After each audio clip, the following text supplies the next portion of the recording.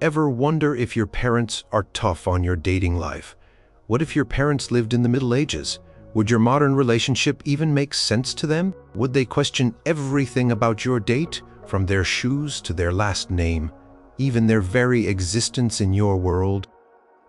Number 1. Occupation or lack thereof. In the medieval world, what a person did for a living was not just a job. It was their identity, their purpose, and their contribution to the entire social structure. People did not simply find themselves or explore options for their future. Their path was often set from birth, tied to their family's standing and the needs of their community. If you introduced a date to your medieval parents, one of their very first and most piercing questions would revolve around what your date actually did. Did they have a legitimate, honorable, and productive occupation? Or did they just exist? This was not about personal ambition. It was about survival and maintaining the established order. For a young woman, a suitable occupation often meant being a diligent and skilled manager of a household. This included tasks that were demanding and essential for daily life. A woman would be expected to oversee the cooking, which meant knowing how to preserve food, manage a small pantry, and prepare meals over an open hearth. She would supervise the making of clothing, from spinning wool or flax into thread, to weaving fabric, and then cutting and sewing garments for the entire family. She would handle the brewing of ale, a common and safer drink than water in many places. She would tend to the garden, growing herbs for medicine and vegetables for the table. Her skills in managing servants, if the family was wealthy enough to have them, or in organizing the labor of her own children, would be paramount. A date who seemed incapable of these fundamental duties, perhaps appearing frail or uninterested in such practical matters, would raise significant concern. Her hands, soft and uncalloused, might speak volumes to medieval parents about her inability to contribute meaningfully to a household. For a young man, the expectations were equally rigorous and directly tied to providing for a family.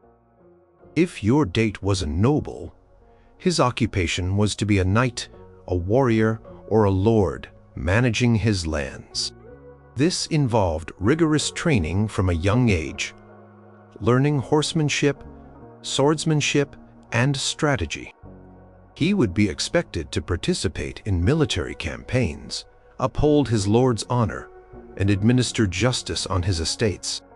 He needed to understand feudal law, collect rents from his tenants, and ensure the productivity of his farms.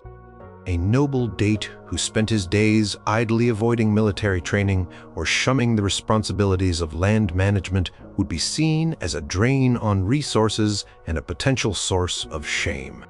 His parents would have invested heavily in his knightly education, and any perceived laziness would be a deep disappointment, reflecting poorly on his ability to protect and provide for a family.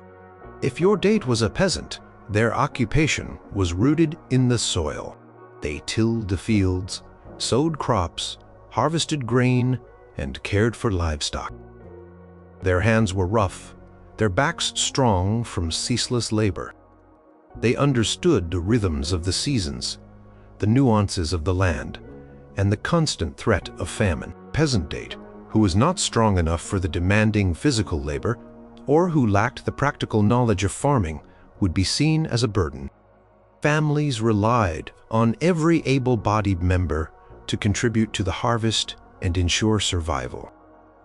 If your date seemed unfamiliar with the plow, unable to mend a fence, or uninterested in the well-being of the oxen, your parents would instantly know they lacked the fundamental skills for a peasant life.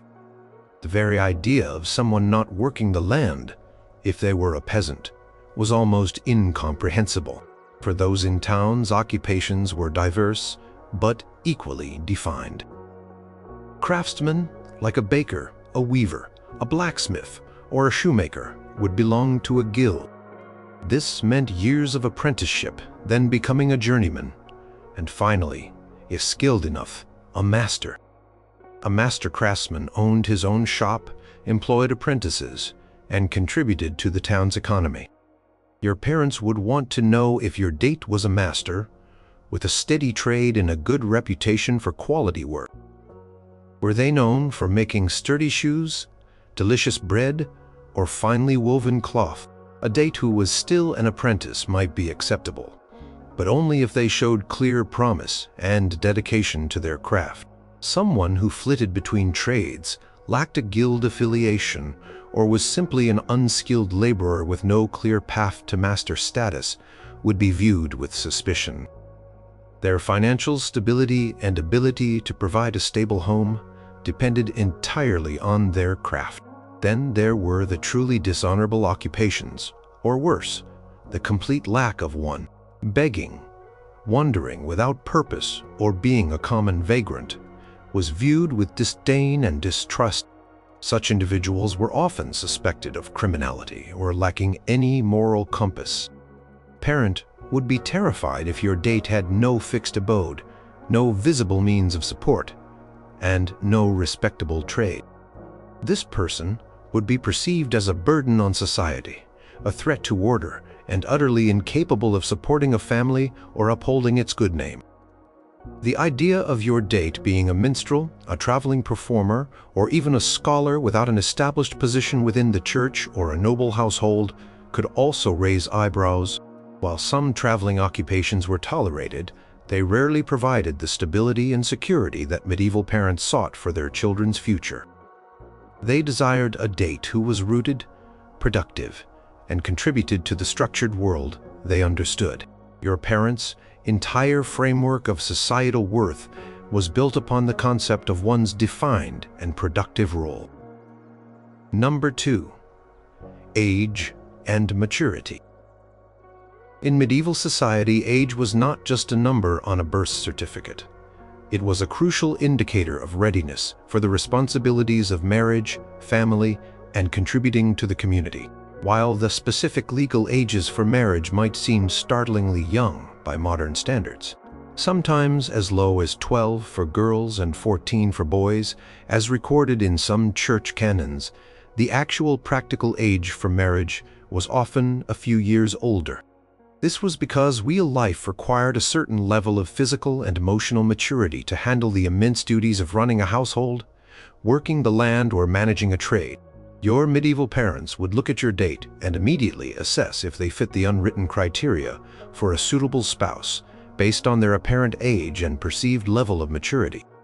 For a young woman, reaching an age where she was considered ready for marriage typically meant she had developed the physical capacity for childbearing and the practical skills for household management. A girl might be legally able to marry at 12, but few would be wed at that exact age unless for very specific political or economic reasons among the nobility. More commonly, young women married in their mid to late teens, perhaps 15 to 19. By this point, they would have been thoroughly trained in the domestic arts by their mothers or female relatives. They would know how to spin thread, weave cloth, sew garments, prepare food, preserve provisions for winter, tend to the kitchen garden, and manage household supplies. They would also be expected to understand rudimentary childcare, as they would have likely assisted in raising younger siblings. If your date appeared too young, perhaps still childlike in her demeanor or clearly lacking these essential domestic competencies, your parents would see her as unprepared. Her inability to handle the complex daily tasks of a medieval home would be a significant drawback. A date who seemed to spend her days idly, without having learned these crucial skills, would be viewed with extreme apprehension. For a young man, marriage signified his readiness to establish his own household and provide for a family. This often meant he needed to be economically established, which took time.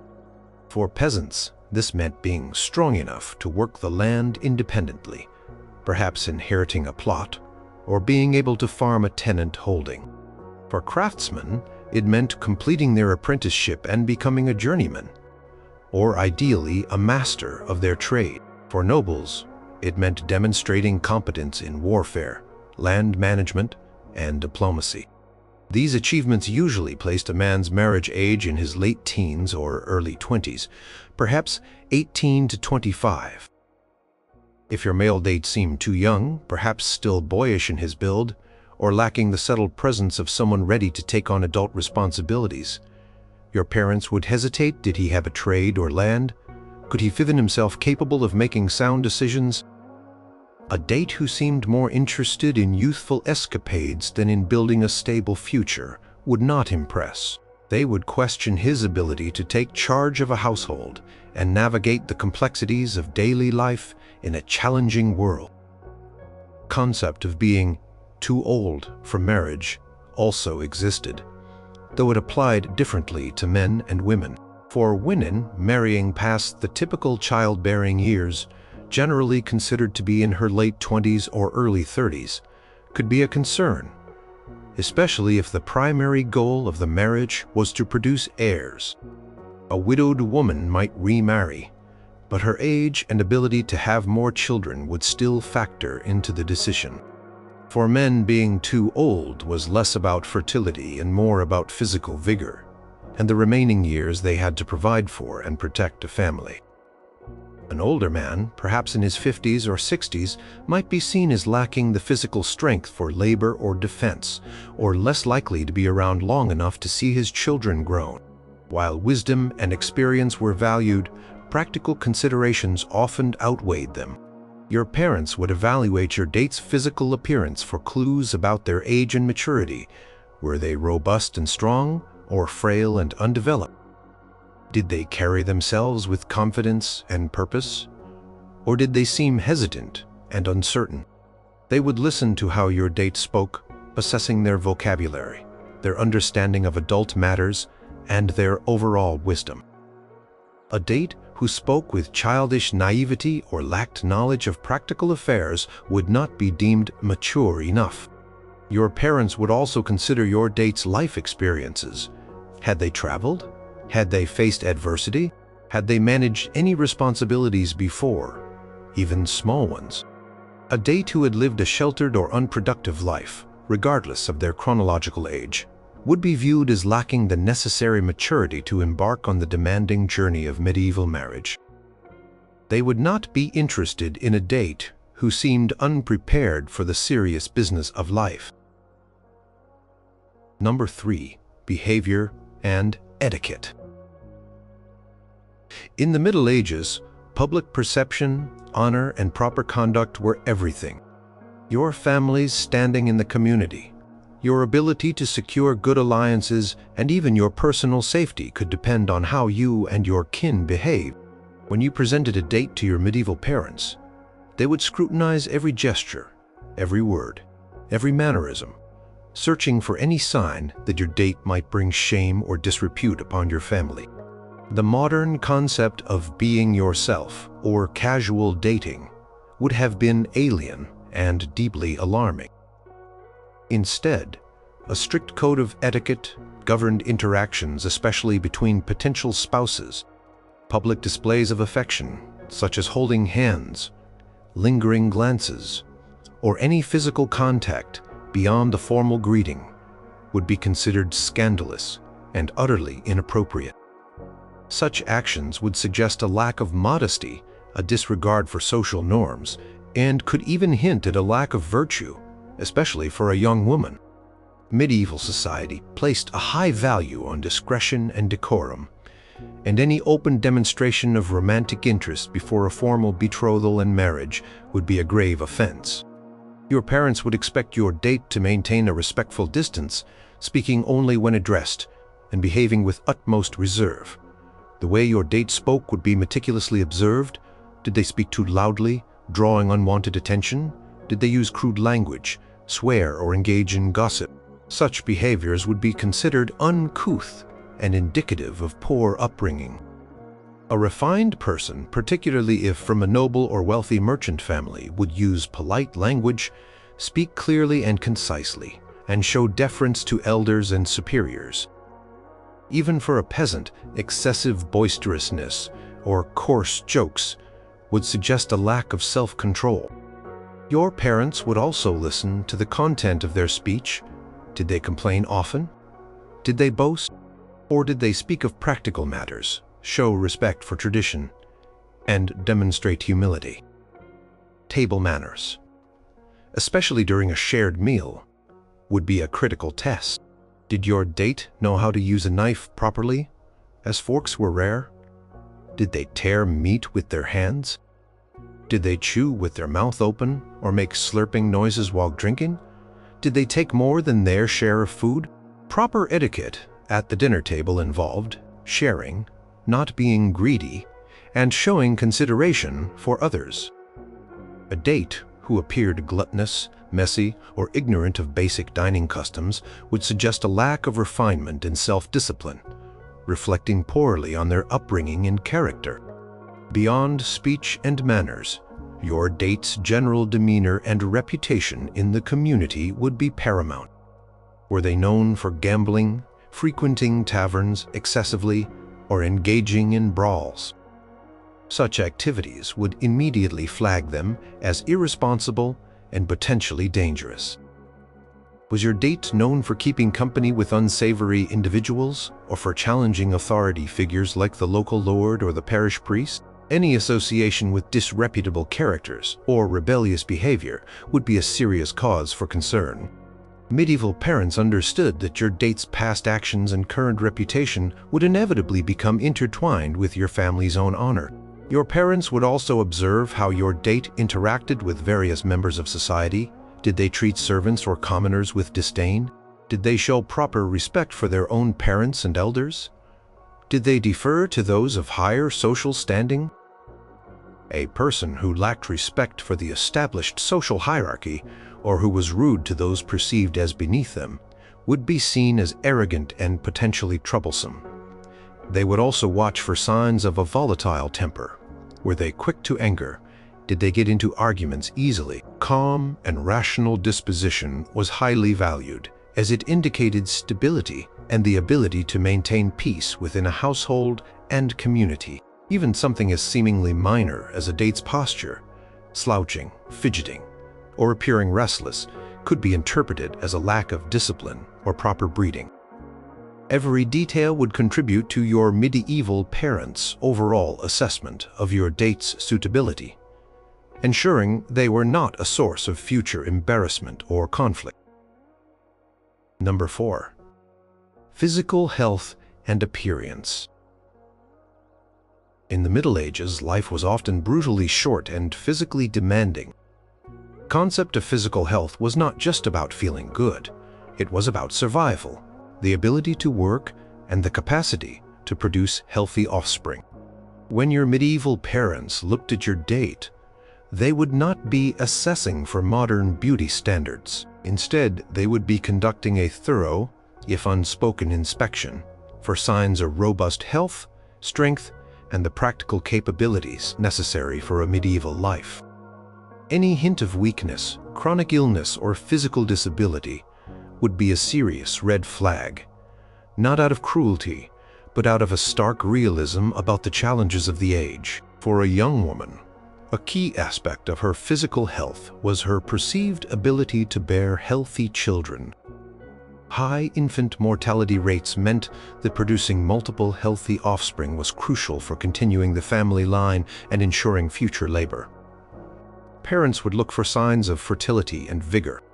Was she robust, well-nourished, and strong enough to endure the rigors of childbirth and the subsequent care of infants and young children? While a woman's appearance might be considered, it was primarily in the context of her health. Pale skin, a constant cough, a frail build, or a general lack of energy would indicate a potential inability to fulfill these essential roles. A limp, a significant deformity, or obvious signs of chronic illness like consumption would be immediate deal breakers. These physical traits suggested a diminished capacity for childbearing and managing a demanding household, both of which were vital to the family's survival and prosperity. For a young man, physical strength and endurance were paramount. His ability to work the land, wield a weapon, or ply a trade directly contributed to the family's economic viability and physical security. Parents would assess his build, his gait, and his overall physical presence. Did he appear strong enough to handle a plow, swing an axe, or carry heavy loads? If he was a noble, did he seem capable of wearing heavy armor, riding a warhorse, and fighting effectively?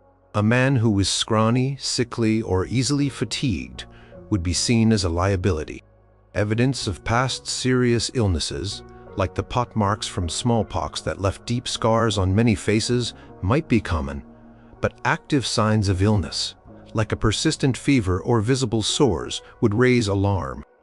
Missing limbs, severe lameness, or chronic debilitating conditions would severely limit his ability to provide and protect, making him an undesirable match. His hands, too, would be observed. Were they soft and uncalloused, suggesting a lack of honest labor, or rough and strong, indicating a working individual? Parents would also be concerned about hereditary conditions or a family history of illness. If your date's family was known for having many sickly members or for conditions that seemed to pass down through generations, this would be a major deterrent. They might inquire about the health of your date's parents and siblings, hoping to avoid inheriting a tainted bloodline that could bring sickness and weakness into their own family. Longevity in a family was a good sign, as it suggested robust health and resilience. Even aspects of personal hygiene, while often rudimentary by modern standards, would offer clues. While regular bathing was not always common, a person who appeared habitually unkempt, with matted hair, stained clothing, or unpleasant odors, might be suspected of lacking basic self-care, which could imply deeper health or character issues. Were they mostly intact, or were many missing, indicating poor health or old age? Were their eyes clear and bright, or clouded and dull? These subtle signs offered insights into their overall vitality. The ultimate concern for your medieval parents was not whether your date was conventionally attractive, but whether they possessed the fundamental physical attributes to survive, thrive, and contribute meaningfully to the demanding realities of medieval life and to ensure the continuation of the family line. Number 5. Geographic origin and political alliances. In the Middle Ages, where you came from was not just a matter of address. It was a deeply ingrained aspect of your identity, your loyalties, and your family's history of alliances and feuds. Society was highly localized, and trust was often built upon proximity and shared allegiance to the same lord or ruler. If your date hailed from a distant village, a rival territory, or even a different kingdom, your medieval parents would immediately view this as a potential threat, or at the very least, a complex challenge. Marriage was a strategic alliance, and bringing in someone from an unknown or hostile background could destabilize everything. People typically married within their immediate community or neighboring villages. This ensured familiarity with families, customs, and local laws. Marrying someone from beyond this known sphere introduced an element of the unknown. Your parents would question why your date was so far from their home. Were they perhaps a fugitive, a vagrant, or someone who had been cast out of their own community? Prospect of you moving far away from your family and established support network would also be highly undesirable. Travel was difficult, dangerous, and expensive. Maintaining familial ties across great distances was nearly impossible. Political landscape of the Middle Ages was a patchwork of shifting allegiances, local lords, and rival kingdoms. Your family's loyalty would be to a specific lord, count, duke, or king. If your date's family served a different, perhaps even opposing ruler, this could create immediate conflict. Imagine your family supporting Lord A, while your date's family were sworn vassals of Lord B, who had a long-standing feud with Lord A over disputed lands or a perceived insult. A marriage between your two families could be seen as an act of betrayal or, at best, a complicated gamble that could bring your family into direct conflict with their own liege lord. Your parents would inquire meticulously about your date's family's loyalties. Had they participated in any rebellions against your lord? Had they been involved in border skirmishes? Were they known for shifting allegiances, making them unreliable? Even within the same kingdom, regional differences could be significant. Different dialects, variations in local customs, and even distinct patron saints could highlight the geographic divide. Your parents might listen to your date's accent. Did they speak with the inflection of a region known for banditry, or one that had historically been disloyal? They might ask about the local saints venerated in your date's hometown, as these small cultural markers could indicate a different set of traditions or beliefs that might clash with your family's established ways. Economic considerations also played a role. If your date's family held lands in a different jurisdiction, the complexities of dowry, inheritance, and property disputes could become immense. Would your family's legal rights extend to that distant territory? Would taxes be owed to a different lord? These logistical nightmares made unions across jurisdictional lines inherently riskier and less desirable. The prospect of blending two distinct sets of feudal obligations and customary laws would be daunting. Ultimately, your medieval parents wanted a marriage that strengthened their family's position, whether through land acquisition, military alliance, or simply maintaining peace within their known world. A date from an unfamiliar or potentially hostile geographic origin represented an unpredictable, a potential source of discord or danger that could undermine everything your family had worked to build. Their primary concern was not your personal connection, but the security and stability of the family unit within its established territorial and political boundaries. An outsider, no matter how charming, was a risk to the fragile order of their world. Number 6. Economic viability and dowry. In the Middle Ages, marriage was rarely about personal affection. It was a serious economic transaction, a crucial alliance that could elevate or diminish a family's status, wealth, and power. Your medieval parents would view your potential date through a very pragmatic lens, assessing their economic viability and, crucially, the dowry they or their family could bring to the union. A lack of financial substance, insufficient land, or no clear means of support would be an immediate and insurmountable obstacle. Love might be a pleasant byproduct of marriage, but it was never the foundation upon which a household was built for a young woman. The dowry was paramount. This was a payment, typically in land goods or money, that her family provided to her husband upon marriage. The dowry was her contribution to the marital property and served several purposes. It helped establish the new household, provided a form of security for the wife, and indicated her family's wealth and standing. A substantial dowry could secure a more advantageous match, attracting a groom from a higher social class or with more significant holdings. Conversely, a small or non-existent dowry would severely limit a woman's marriage prospects, forcing her to accept a match with a man of lesser status or economic standing, or potentially even condemning her to a life unmarried. Perhaps, in a convent, your parents would meticulously investigate your date's family's wealth. Did they have ample fertile land? Were their harvests consistently good? Did they possess valuable livestock, tools, or household goods? If your female date arrived without a proper dowry, your parents would see her as a burden, not a boon, to the family's finances. For a young man, the expectation was his ability to provide for a family and manage his own economic affairs.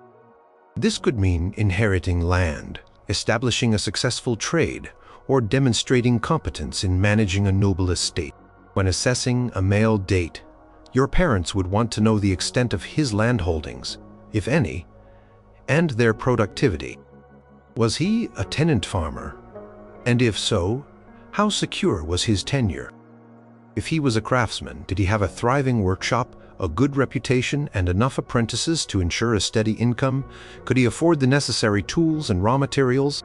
Did he have enough livestock to sustain his family and pay his dues to the Lord? A date with no land, no trade, or no clear prospects for supporting a household would be completely unacceptable. The idea of a man simply dating without a clear path to economic independence would be utterly foreign and irresponsible. Parents would conduct discreet inquiries, sometimes even formal negotiations, to ascertain the true value of your date's family assets. They would want to know if there were any hidden debts, legal disputes over land, or a history of poor financial management. They would consider whether your date's family had a reputation for frugality and good husbandry, or for extravagance and wastefulness. The long-term financial security of their child and future grandchildren depended on this critical assessment. Even in the most rural peasant communities, economic viability was central. A marriage united two families' labor and resources. A date who lacked the physical strength for agricultural work, or whose family had a history of poor harvests or falling into debt with the Lord, would be seen as a liability. Parents would want to ensure that the new union would contribute to the overall prosperity of their lineage, not diminish it. The modern notion of a love match that disregarded financial realities would have been seen as utterly foolish, risking poverty, insecurity, and shame for the entire family. For medieval parents, a sound financial basis was the bedrock of any successful marriage, ensuring stability and survival in a world where economic hardship was a constant threat. Number 7. Religious standing and piety. In medieval Europe, the church was not just an institution. It was the very cornerstone of society, influencing every aspect of life from daily routines to political power. Religious belief was deeply ingrained, and piety was considered a fundamental virtue. When your medieval parents met your date, their religious standing and demonstrated piety would be under intense scrutiny. Any deviation from accepted Christian doctrine, a lack of devotion, or even a hint of different beliefs would be a cause for profound alarm, far surpassing any modern concern about religious differences. First and foremost, your date absolutely had to be a Christian. In Western Europe, this primarily meant being a Roman Catholic. Marriage was a sacrament of the church. The concept of marrying someone from a different faith, whether Jewish, Muslim, or any other religion, would have been not only forbidden by the church, but also socially unthinkable and potentially dangerous. Such a union would be considered sacrilegious, inviting divine wrath and immediate excommunication. Even if your date were of a different Christian denomination, if one existed, it would be a major hurdle. Beyond simply being Christian, your parents would assess your date's level of devotion and adherence to church practices. Did they attend Mass regularly? Not just on feast days, but every Sunday. Did they receive the sacraments, particularly confession and communion, with due reverence? Did they observe fasting days during Lent and other holy periods? Did they know basic prayers like the Lord's Prayer, the Hail Mary, and the Apostles' Creed? A date who seemed unfamiliar with these fundamental aspects of Christian life, or who appeared lax in their religious duties, would be seen as lacking in character and moral compass. This was not merely a personal preference. It was about their spiritual well-being and the salvation of their immortal soul. Heresy was a terrifying accusation in the Middle Ages. If your date or their family had ever been suspected of holding beliefs contrary to church dogma, even rumors of such, it would be a catastrophic issue. Associating with heretics could lead to social ostracization, seizure of property, explicitment, or even worse fates. Your parents would conduct discreet inquiries to ensure there was no hint of such dangerous connections in your date's past. They would also listen to your date's conversation for any unusual or questionable theological statements. Did they speak disrespectfully of the clergy, saints, or relics? Did they question established doctrines? Such remarks would instantly raise red flags. Your date's respect for the church and its authority figures, from the local priest to the bishop, would be observed. Did they show proper reverence when passing a church or a crucifix? Did they contribute to the church through tithes or donations? Were they known for charitable acts, as encouraged by Christian teaching? These actions demonstrated not just piety, but also good citizenship within a religiously structured society. They might also inquire if your date had taken any vows, perhaps a secret betrothal to another, or even if they had expressed intentions of joining a monastic order. Such commitments would invalidate any potential marriage and bring shame upon both families. Ultimately, your medieval parents understood that a person's faith determined their moral foundation, their place in the community, and their eternal destiny. A date who was not firmly rooted in the accepted religious beliefs and practices of the time would be deemed completely unsuitable, posing a threat to both the spiritual and temporal well-being of their family. Number 8. Lack of proper betrothal or parental arrangement. If you presented your medieval parents with a date you had simply met or chosen, they would not only disapprove, they would likely be utterly bewildered and perhaps even insulted. The very concept of modern dating, where individuals independently seek out romantic partners based on mutual attraction, simply did not exist. Marriages in the Middle Ages were serious, often legally binding contracts, meticulously arranged by parents or guardians, with the primary goals of securing family alliances, improving social standing, and consolidating wealth or land. Romantic love was, at best, a secondary consideration that might or might not develop after the union was formalized.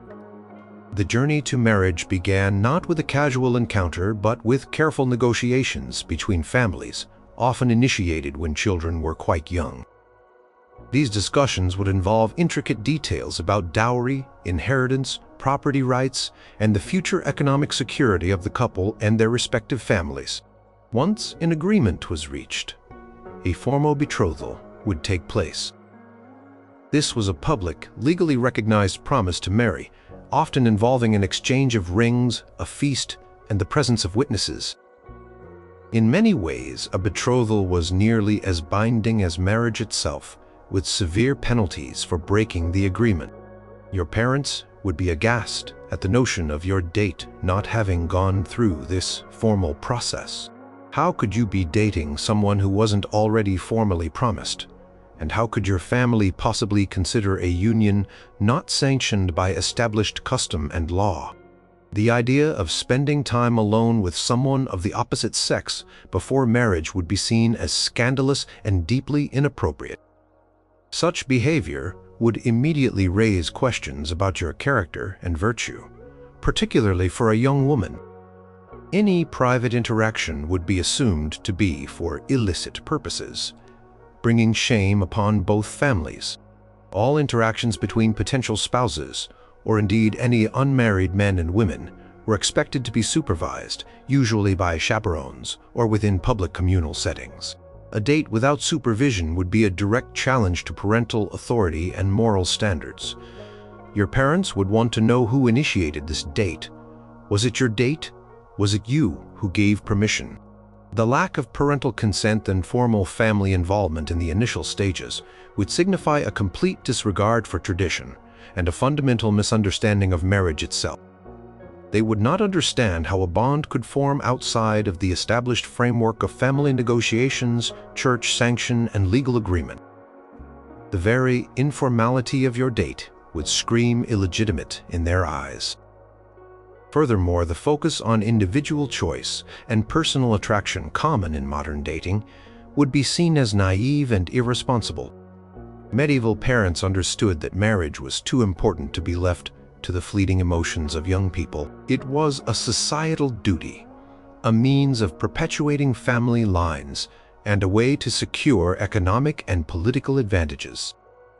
A love match without a strong foundation of property, status, and family backing was viewed as a recipe for disaster, potentially leading to poverty, social disgrace, and a weakening of the family's standing. They would not see your date as a suitable match if their presence hadn't been initiated and approved through proper channels, involving both families and their elders and adhering to the centuries-old customs that governed such serious unions. Your parents' entire worldview revolved around order, tradition, and lineage, all of which would be undermined by your modern approach to finding a partner. Number 9. Family, reputation, and lineage. In the Middle Ages, an individual was not simply an independent entity. They were an inseparable part of their family unit, and their worth was often intrinsically tied to their family's name, history, and standing in the community. When you introduced a date to your medieval parents, they would not merely look at your date's personal qualities. They would immediately begin a deep, unspoken investigation into their family's reputation and lineage. A family's history of honor, loyalty, piety, or conversely scandal, crime, or disloyalty would weigh heavily on their assessment of your date's suitability. This was not about modern background checks. It was about the collective memory and social fabric of their world.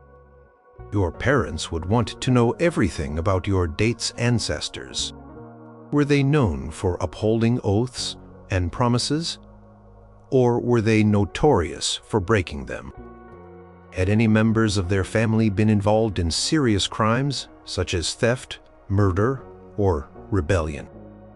A lineage tainted by criminal acts could bring shame and suspicion upon your own family.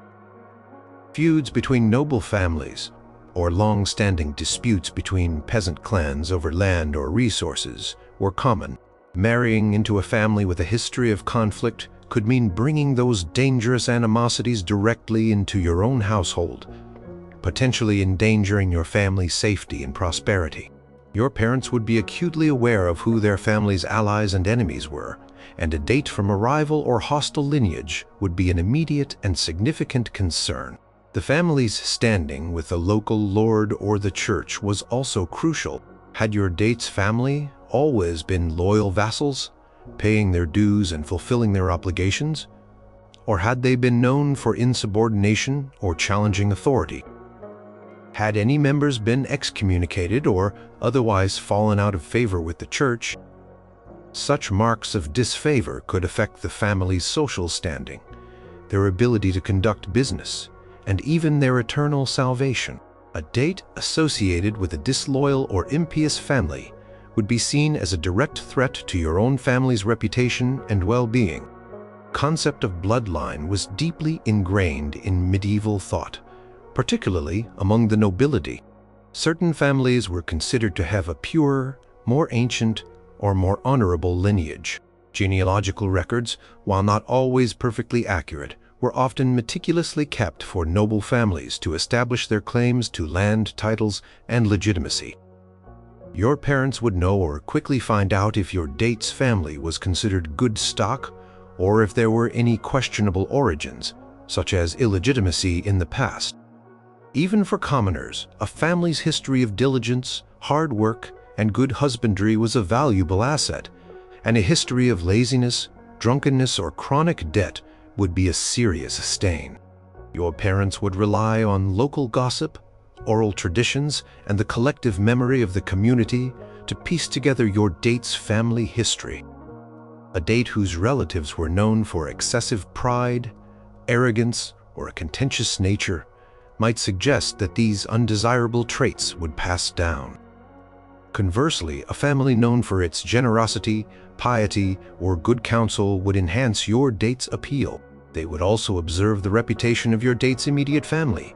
Were their parents respected members of the community? Were their siblings well-behaved and industrious? Any negative reputation, whether for physical infirmities, moral failings, or general incompetence, would automatically reflect poorly on your date. Your medieval parents understood that a marriage was a fusion of two family histories, and they would do everything in their power to ensure that your date's family lineage brought honor and strength, not disgrace or weakness, to your own. Number 10. Social class and status. When your medieval parents first laid eyes on your potential date, their minds would not jump to charming smiles or shared interests. Instead, their very first and most critical assessment would be based on social class and status. In the Middle Ages, society was rigidly structured almost like a pyramid, with the monarch at the top, followed by powerful nobles, knights, the clergy, merchants, artisans, and at the wide base the vast majority of peasants and serfs. Your place in this hierarchy was largely determined by birth, and it dictated nearly every aspect of your life, from the clothes you wore to the food you ate, and most importantly, who you could marry. The idea of dating someone outside your social stratum was not merely frowned upon. It was almost an unthinkable breach of the established order, a challenge to the very structure of their world. Marriage was fundamentally about maintaining, or ideally, elevating, a family's social standing and consolidating its wealth or land. For noble families, marriages were strategic alliances designed to gain new territories, forge political bonds, or secure military support. A duke's daughter would marry another duke's son, not a lowly knight, and certainly not a peasant. Such a mismatch could lead to a loss of title, inheritance, and immense social disgrace. For example, if a noble family, perhaps one that held lands directly from the king, were to allow their child to marry someone from a merchant family, even a very wealthy one, it would likely be viewed as a mésalliance, a marriage beneath their dignity. While such unions occasionally happened for pressing financial reasons, they were often met with disapproval from other noble houses and could diminish the family's prestige. For peasants, marriage was usually confined to their own village or a nearby one, often requiring the permission of their feudal lord. Peasants did not typically marry into noble families, and the idea of a serf who was tied to the land, marrying a free person from another region, could create complex legal and social dilemmas. Their social circle was inherently limited by geography and their daily labor. Peasants' parents would assess if your date was a free peasant with their own holding, or a serf. Was your date's family known for good husbandry and diligence, or were they poor and often in debt to the lord? These details directly impacted the economic viability of a potential marriage within their class. Your parents would observe your date's attire. Sumptuary laws, though not always perfectly enforced, often dictated what different social classes could wear. Was your date dressed in fine silk, imported brocade, or luxurious furs, indicating nobility or immense wealth? Or were they clad in rough homespun wool and linen, characteristic of commoners? Colors they wore, the type of shoes on their feet, the presence or absence of specific jewelry, and even the quality of their cloak would immediately signal their social status to your discerning parents. Commoner attempting to dress above their station would be seen as arrogant and immodest, potentially even punishable by law. Your date's manner of speech, their accent, and their knowledge of proper social customs would also betray their class. A noble would be familiar with courtly etiquette, heraldry, and perhaps hunting or falconry. A wealthy merchant might discuss trade routes, market prices, and urban politics. Peasant would speak of crops, livestock, and the rhythm of agricultural life. A date who spoke with an unfamiliar accent or seemed ignorant of the social nuances of your family's class would immediately stand out as an outsider. Furthermore, a parent might investigate your date's family tree, not just for reputation, but for their lineage and connections. Who were their ancestors? How much land did they hold? Who were their family regarded by the local lord? These questions were not just about personal curiosity. They were vital inquiries into the very foundation of your date's social standing and how their inclusion might affect your own family's position in the rigid social structure of the Middle Ages. The very notion of a love match that transcended class lines was seen as deeply foolish and potentially ruinous, threatening the delicate balance of a society built on inherited status and defined roles.